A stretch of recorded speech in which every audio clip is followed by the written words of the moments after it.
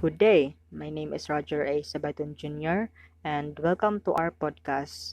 Our topic is all about the global economy, and global economy is divided into five topics. So, the first one to report will be me, the second one will be Miss Rubas, the third one will be Miss Riparip, the fourth one will be Miss Sanchez, and the last one will be Mr. Romero. So, let's get started. Working definitions of globalization. Globalization refers to the expansion and intensification of social relations and consciousness across world, time, and space, and that was said by Manfred Stiger, 2013. So it establishes connections between the people, and from this process, it entails the movement of goods, technology, people, money across the globe. So, basically, in Tagalog, ang globalisasyon ay nangangahulugang pagbilis at paggalaw at palitan ng mga tao, kalakal, serbisyo, kapital, teknolohiya, o kasanayan sa kultura sa buong mundo. It is also highlighted the expansion and intensification of what Manfred Stiger said on the globalization. So basically, globalization refers to the on how widen or how they strengthen the consciousness and relationship across world, time, and space. So globalization is a multidimensional phenomenon creating economic, political, cultural, and even technological forms of connectivity.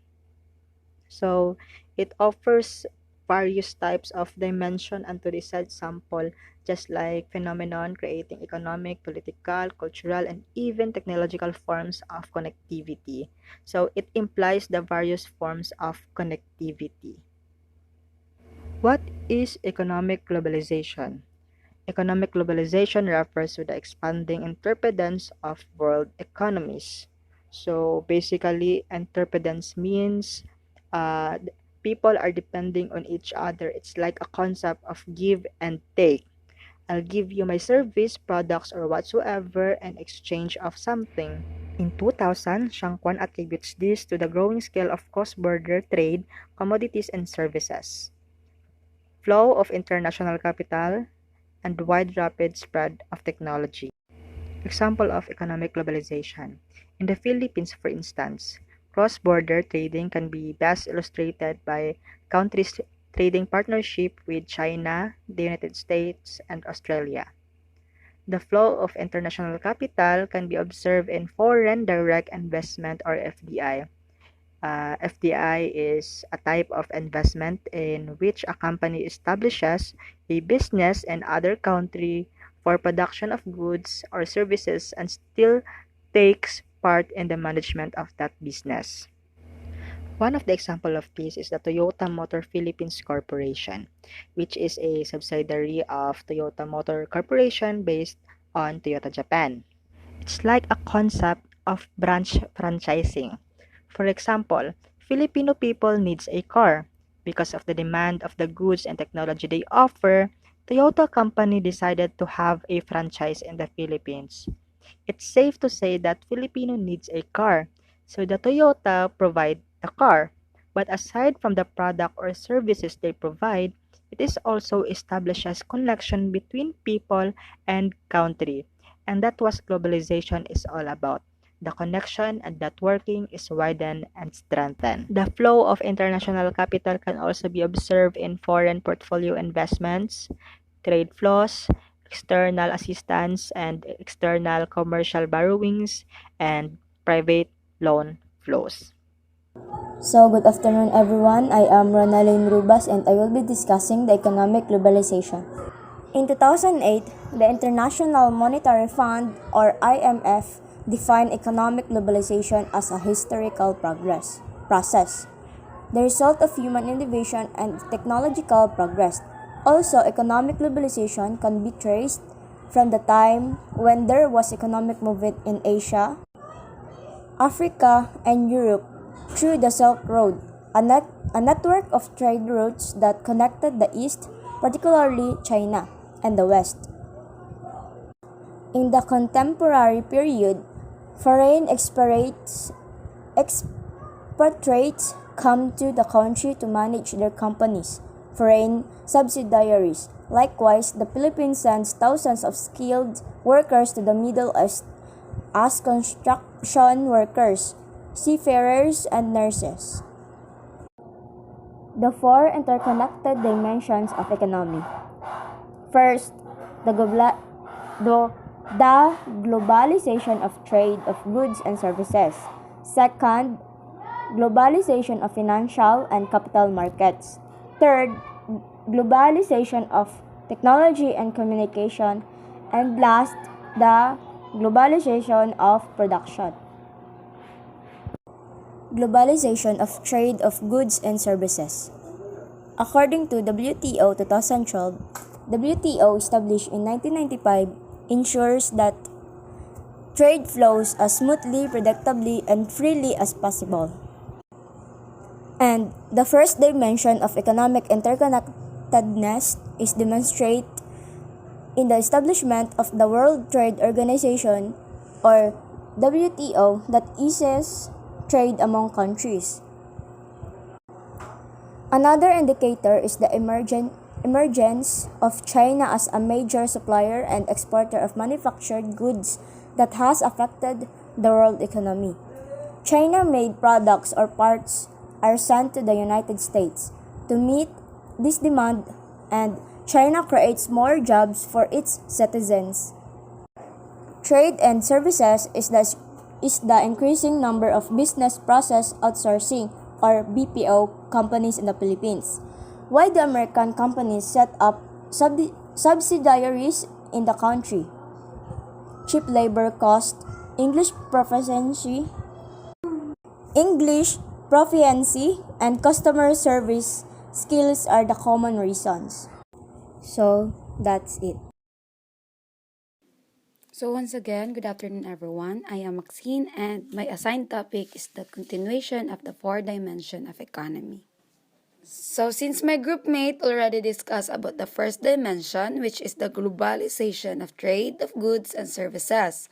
So let's move on to the second dimension, which is the globalization of financial and capital markets. In this second dimension, the highlighted word here is liberalization. The meaning of this is mas luwag ang bawat country sa pagpasulod sa investors from the other country. So, it means na mas mukusog ang globalization kay tungod sa liberalization. It is because the investors are more open to invest, buying stocks, and many more. And when we say capital markets, the meaning of this is the investors is makapautang og capital to those individual or companies nga gakandak og business. Kasi nga liberalize, so makapagusto sila og pautang sa mga individual or company.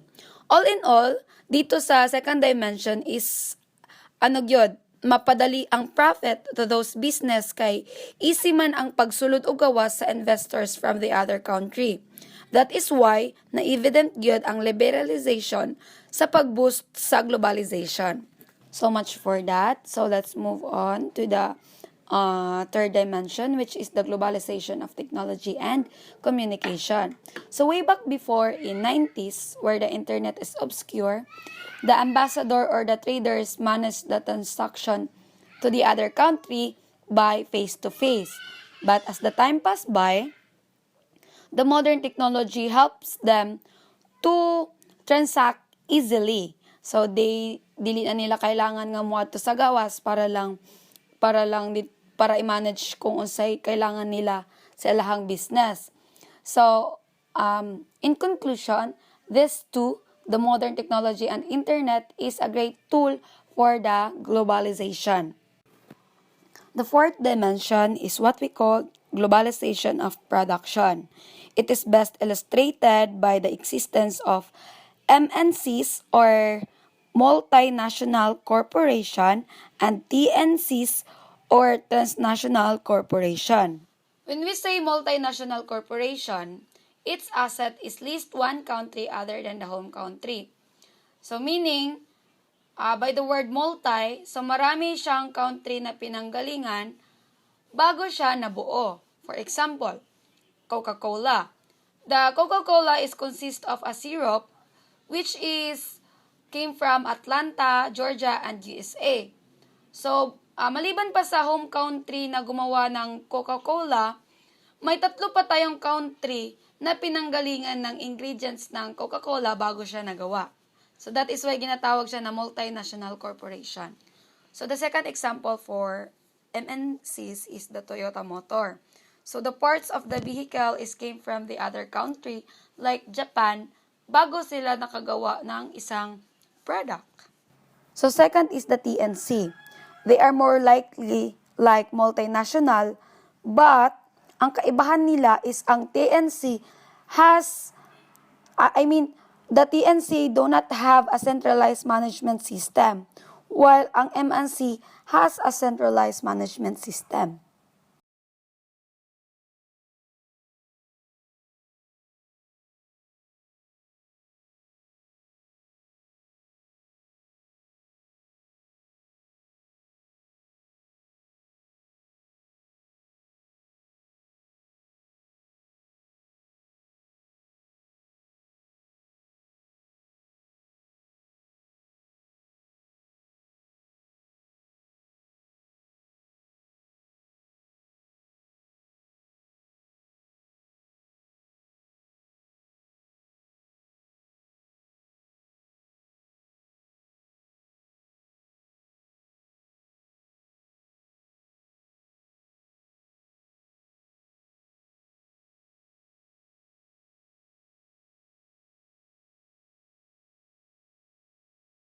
So good day everyone, this is my report, the agents of global economies. Some scholars believe that it is still the nation-state but of different levels. Nation-state means use the state as an instrument of national unity and economic, social and cultural life. Bayer and Drake in 1996 state that the role of national states as a manager of the national economy is being redefined by globalization. Nation states still act as a buyer of negative effects of globalization. In support of that, Brody in 1996 calls the government as the midwives of globalizations. It means that nation states are still relevant despite assuming a global perspective and act as mediators between the effect of globalizations and national economy. Some experts claim that actors are now the global corporation. Omei in 1995 argues that the nation-state has ceased to exist as the primary economic organization's unit in the global market. For instances, some of the Filipino consumers prepare to consume and avail of global products and services, like H&M. It is a multinational company based in Sweden, and H&M known for its fashion clothing. And for your information, the meaning of H&M is Hans and Maurits. The second one is the Uniqlo. It's also known for clothing products. It is made of in Japan. Next is the Accenture. It is a global services company with leading capabilities in digital, cloud, and security. The next is the Amazon. It is the largest online marketplace, AI assistant provider, live streaming platform, and cloud computing platforms. Alibaba is like a marketplace where you can buy online just like Lazada. And the last one is the FedEx, as also delivery service company. Rick or Rich sa pagbasa niya. In 1999, posits that the national products technologies or corporations in industry become obsolete as a result of transforming the national economy into a global one. Example of that is the San Miguel Corporation and the Jollibee Foods Corporations. an international structure for money, power, and interest. International Monetary System or IMS. It is established to be one of the actors that facilitate economic globalizations. Refers to internationally agreed rule, conventions, and institutions for facilitating international trade, investment, and flows of capital among nation states. Other meaning of IMS is it is refers to the system prevailing in world foreign exchange markets through which international trade and capital movement are financed and exchange rates are determined. So what is IMS do or International Monetary System do? IMS refers to the system and rules that govern the use and exchange of money around the world and between countries. Each country has its own currency as money, and the IMS govern the rules for valuing and exchanging these currencies. The three global IMS, the gold standard, the second one is the Bretton Woods system, and the last one is the European Monetary System or EMS. In the gold standard, it is the functions as a fixed exchange rate regime with the gold as the only international reserve and participating countries determine the gold content of national currencies. In the pre-World War War, in the pre-World War I, ancient societies started using gold as a means of economic exchange. Gradually, more countries adopted gold standard, usually in the form of coins or bullion. This item is known as a gold standard. These systems emerged gradually without the structural process in more recent systems. The gold standard, in essence, created a fixed exchange rate system. The advantage of gold standard is it would help a country correct its trade imbalance. For example of that is if a country was importing more than it is exporting, then under the gold standard, the country had to pay for the imports with gold. But with the Great Depression, or sadly, the gold standard collapsed and gradually gave way to the Bretton Woods system. And the Bretton Woods system, it means it is a set of unified rules and policies that provide the framework necessary to create fixed international currency exchanging rate. So, what Bretton Woods system do? This system used to control the value of money between different countries.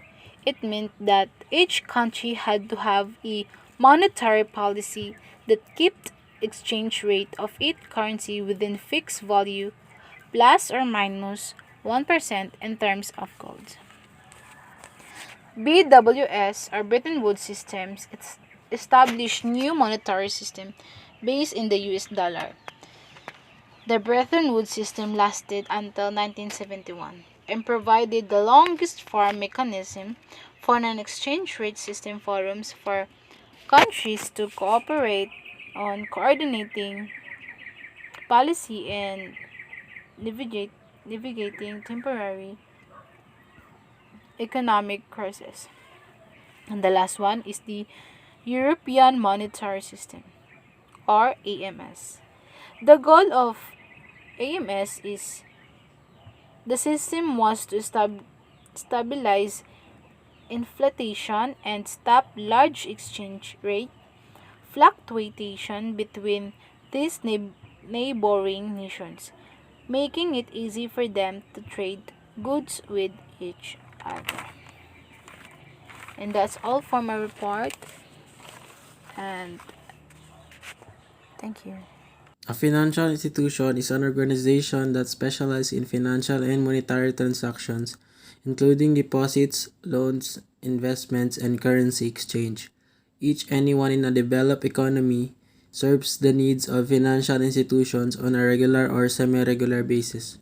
These are two examples of financial institutions.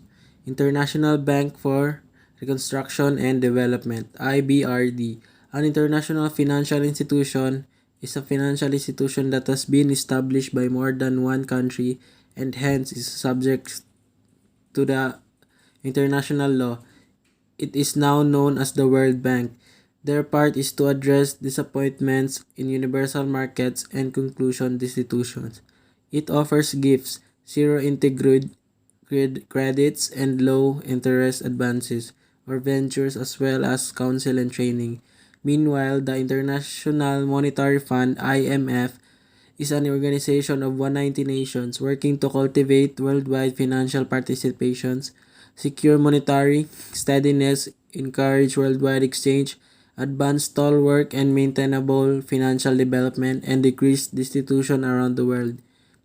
To further understand, a financial institution is responsible for the supply of money to the market through the transfer of funds from investors to the companies in the form of loans, deposits, and investments. Financial institutions are regulated to control the supply of money in the market and protect consumers. Others have different opinions when it comes to economic globalization.